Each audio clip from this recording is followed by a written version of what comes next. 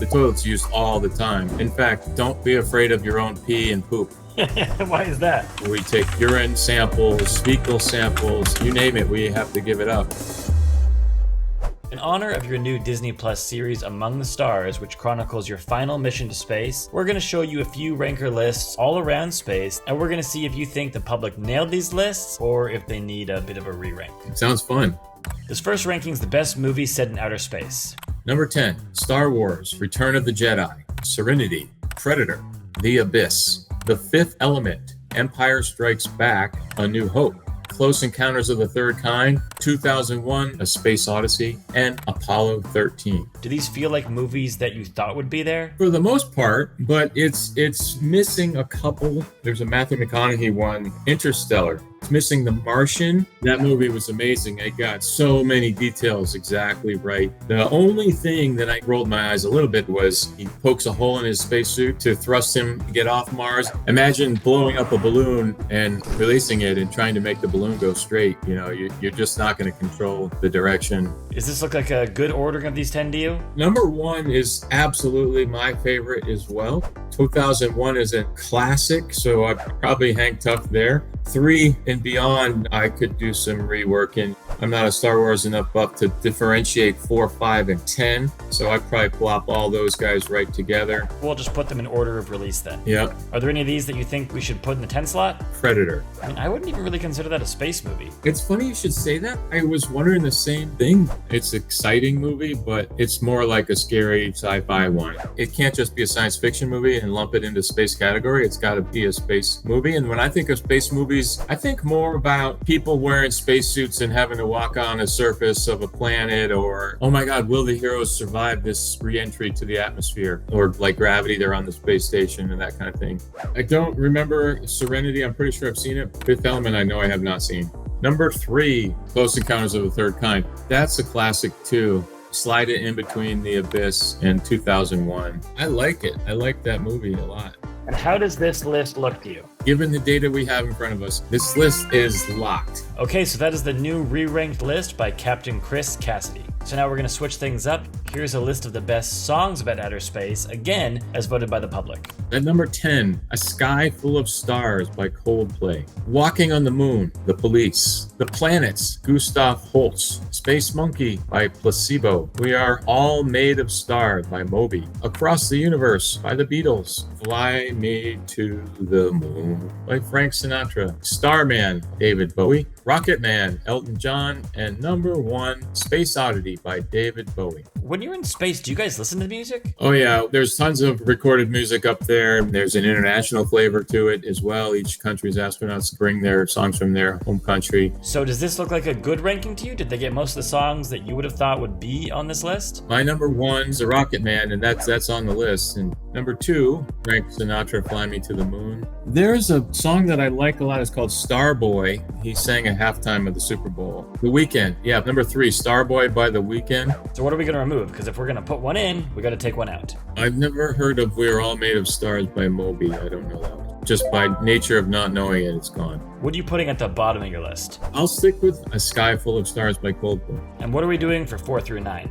Do Space Oddity by Bowie and Starman by Bowie. We'll keep him 4 and 5. I like Across the Universe by the Beatles. Walking on the Moon by the Police. Okay, 2 slots left. Keep it the order. Space Monkeys and the Planets. So this is your new ranking. It's even got a new addition. How does this look to you? It looks good. I'd fly it. I gotta ask quickly, how many times have you been to space? 3. A little over a year of my life total. There seems to be a lot more people going to space than ever before, so I want you to put together your top 5 pieces of advice for anyone who might even be thinking about going to outer space.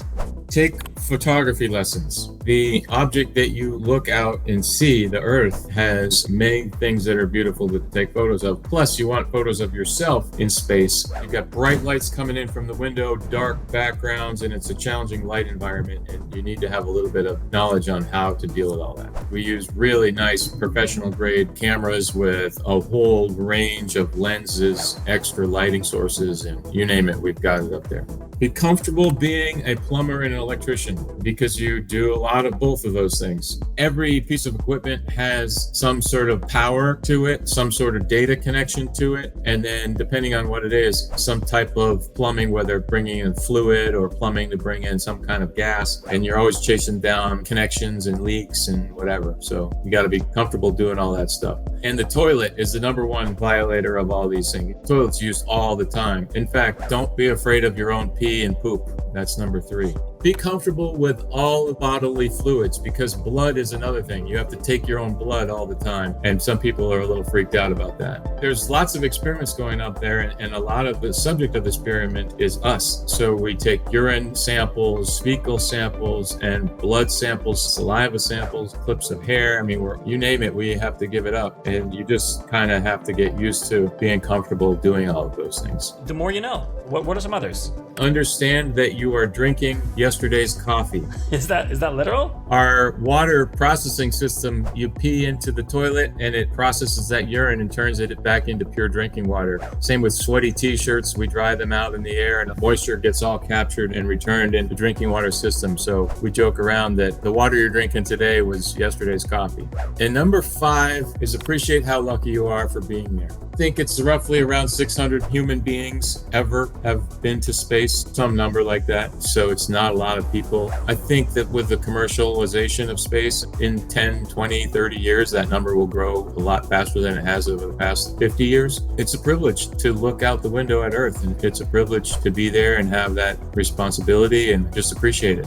Do most people who get to go to space get to go multiple times, or is that a rarity for someone to get to go to space 3 times like you did? Most people go at least twice. Some people travel one time and life event happens or medical issue and they become not qualified any longer. But if you get selected as a NASA astronaut and you remain healthy, which is largely out of your control, you pretty much have the opportunity to go multiple times. Thank you so much for helping us re-rank our list today, as well as add a new list to the Ranker Library. But before you go, can you give us a little insight into what it meant to have your final mission into space documented by Disney+? What really excited me was that people would see the whole process of what it takes to pull a space mission off safely and successfully.